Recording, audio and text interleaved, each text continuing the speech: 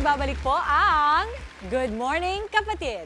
Makati, mapula at kung minsan ay nanuno yung balat. Naku, alam na alam ko yan. Ganyan po ang kadalasang nararanasan ng mga taong may eczema, kagaya ko. May solusyon nga ba para dito? Yan po ay sasagutin ng ating fresh na fresh resident morning doctor na si Doc Richard. Good morning, Doc! Good morning, Mommy Dames. Good morning sa ating mga kapatid. Happy Friday! Happy Friday! Yes! Usapang eczema naman tayo, Mommy Dames, ngayong umaga.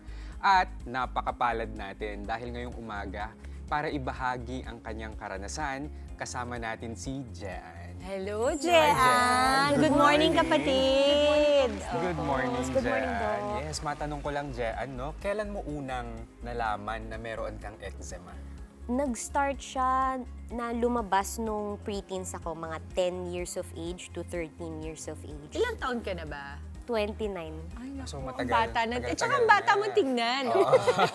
Parang teen pa rin. Diba? Oo. Okay, and then? And then, nung time na yon, hindi ko alam yung trigger, syempre yung family ko. Hindi nila alam kung paano ako i-address nun. So parang hirap na hirap ako nung time na yun kasi buong katawan ko meron siyang eczema. As in, kahit sa likod po, meron ako para siyang map of the world sa likod. And then, di ako makagalaw. Kasi parang pagka gumagalaw ako, nag-o-open. Sometimes yung wounds. May ganun po ako. Parang may nakain ka ba nun na ano?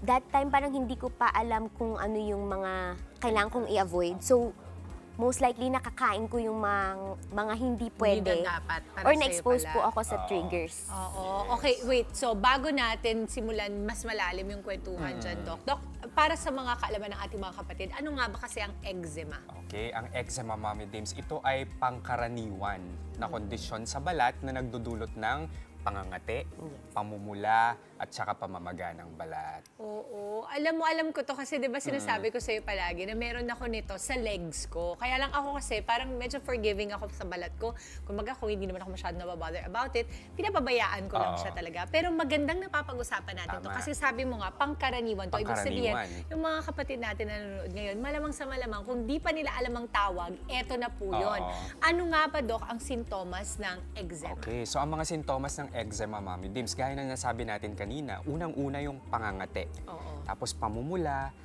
tsaka pamamaga ng balat. Ito din, Mommy Dames, ay very dry. So, nagtutuklap din talaga siya minsan. Tapos minsan meron ding mga namumuong mga blisters. Okay. Oo, mga paltos na ang laman ay likido.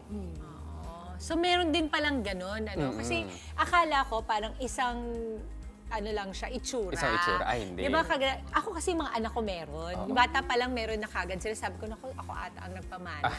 At saka iba-iba ang itsura niya, Mommy Dames, din sa mga tao. Tapos, ito rin ay pangkaraniwan, nakikita talaga siya sa iba't ibang parte ng katawan, pero mas madalas makita ito sa area na may mga friction. So, pwede ito makita sa mukha, pwede din sa kamay, sa paa, sa likod ng siko. So, makikita siya dito. Dito. Oo, kung saan may nagkikis-kis. May tupi. Kung Tama, saan may may tupi. tupi. Sa likod ng tuhod. At pwede din itong makita sa pribadong parte ng katawan. Talaga ba? Naku, Oo. ang kati-kati pa man din. Oo. Oo. Jean, matanong ko lang, no? Gaano nga ba kahirap magkaroon ng eczema? Mahirap siya kasi parang buong buhay mo ititreat mo siya. Tapos you're gonna find ways kung paano ba siya papawalain. Oo. Mahirap din siya kasi naalala ko nung bata ako, parang di ako makapagsuot ng mga damit na gusto ko kasi parang I have to hide kung ano yung mga rashes. Nagiging conscious As in, ka. nagiging conscious ako. Tapos yung confidence ko, parang mababa kasi parang tatanungin nila, ay, anong nangyari sa'yo? Ay, nakakahawa ba yan? So I have to explain, hindi naman siya nakakahawa. Tapos mahirap siya kasi parang sala sa init, sala sa lamig. Minsan, pag naiinitan ako, sobrang red niya. Tapos pag naman malamig, natutuyot ako. So parang ganun yung kondisyon namin. Ito, Doc, ano naman yung sanhi ng eczema? Okay, Bakit ba Mommy nagkaka-eczema ang tao? Oo, marami talagang sanhi ang eczema. So, unang-una na dyan yung genetics. O kaya ito ay namamana Yes. sa pamilya, okay? Tapos, pwede din ang kakulangan sa proteksyon sa balat.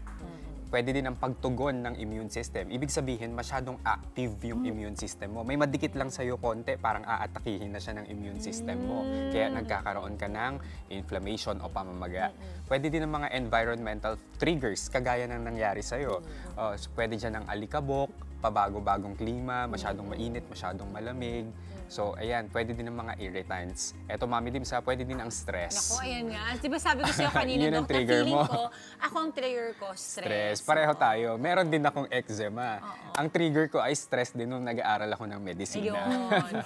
Oo, Ako tama. kasi gastos eh. Gastos. Yun ang stress ko. Ay, ang gastos naman. Ako, nag-flare up na yung eczema ko. Alam ko na. Oo, tapos pwede din ang allergens. So, kapag sa crab, ganun, sa Yes. mga shrimps, Ay, oo. mga matatapang na chemical, mga hormonal changes, kapag nagbubuntis, yan, menstruation. Pwede rin ba mag-trigger ang pabango? Posible din, Mami Dims. Kasi Oo. di ba, pag chemical mai-irritate din yun ka. and sa skin kasi yun direct. Oo. Okay. So, Jean, ano na yung mga gamot na sinubukan mo para i-address ang iyong eczema? Madami na. Both iniinom, pinapahid. Dati nag-immunosuppressants.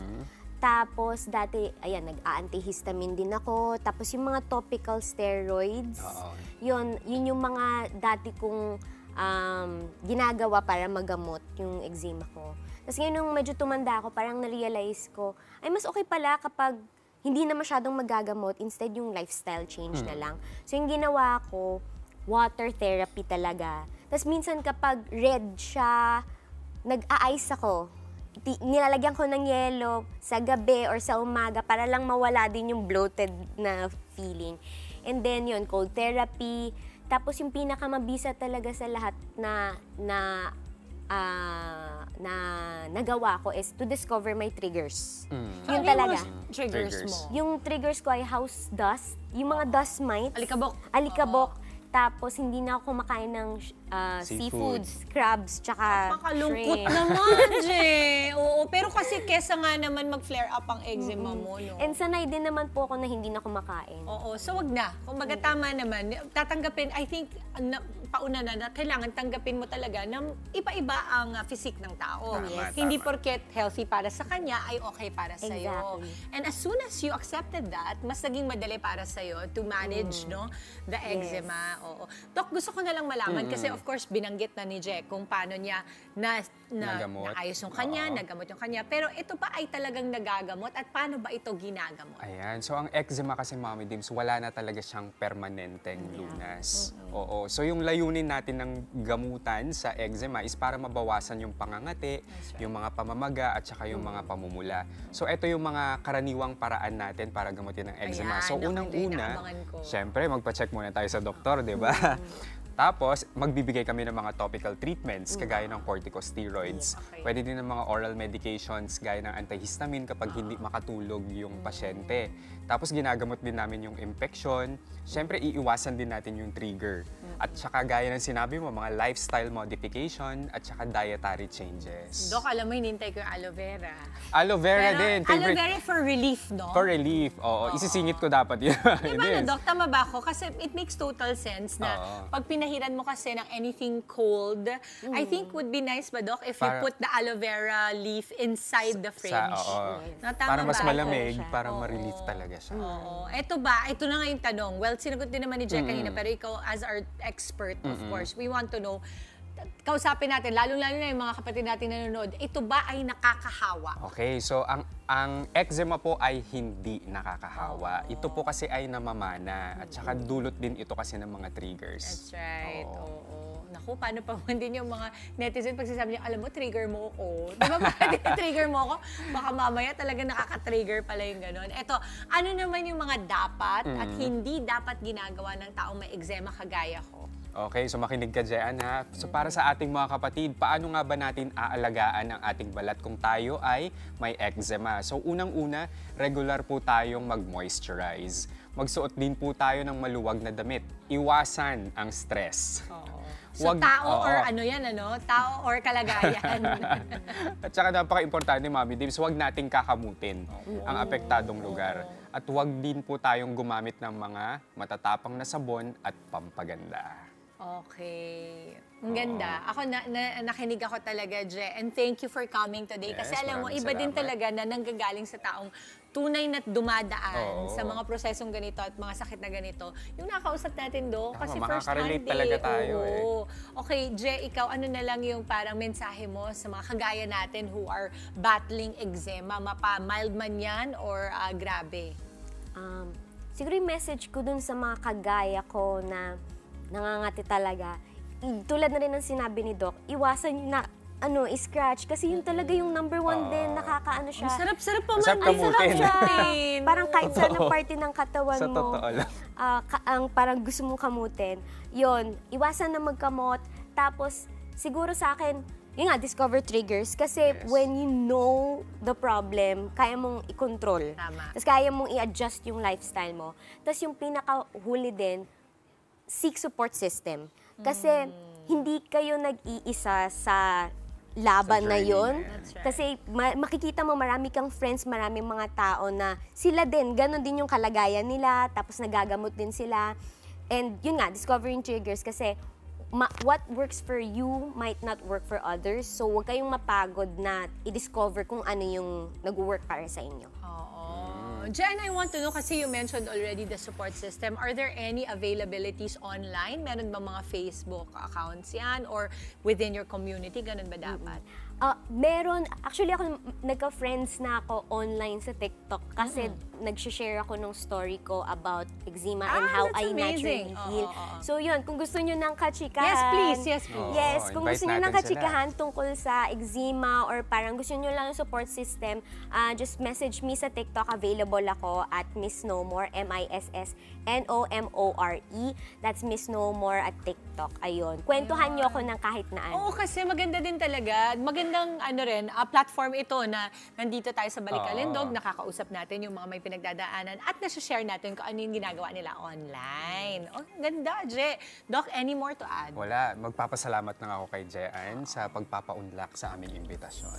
I really enjoyed that conversation. Dahil bilang ako, meron ako niyan dito Yan. at dito. Meron pero, tayo. deadma, mag-ano pa rin tayo, diba, Skirt? Kasi at the end of the day, lahat naman tayo ay may flaws. At Tama, meron din tama. tayong mga bagay na kahit na ito ay sakit natin, proudly we wear it because it is what makes us unique. Hindi ba? So maraming salamat. Je, thank you. At saka ang ganda-ganda mo. Kung kaya kong suotin yung dress na yan, kanina ko pa hiningi eh. Pero hindi ko carry. Thank you po. Oo, sabi nga niya, acknowledge what you have. Oh, at Miss No More on TikTok. At Doc, maraming salamat for Thank you, joining Ma'am us Dims. today. Doc Richard and Miss Jean Capellano. Mga kapatid, Dimples Romana po, kumpletuhin ang inyong umaga ng mga kwentong puno ng inspirasyon. Salubungin po ang bawat araw ng may ngiti at pag-asa. Kaya't mag-subscribe na po at mag-follow na sa aming social media pages ng News 5.